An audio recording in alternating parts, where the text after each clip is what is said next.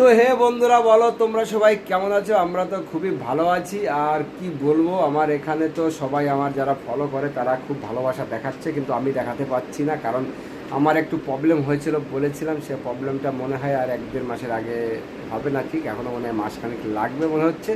তারপরে আবার কন্টিনিউ আমি যেরকম ভালোবাসা দেখাতাম সেরকম দেখাতে শুরু করবো। আর তাছাড়া প্রত্যেক দিন যে অ্যাক্টিভ, সেটা তো আমি থাকছি তোমাদের মাঝে।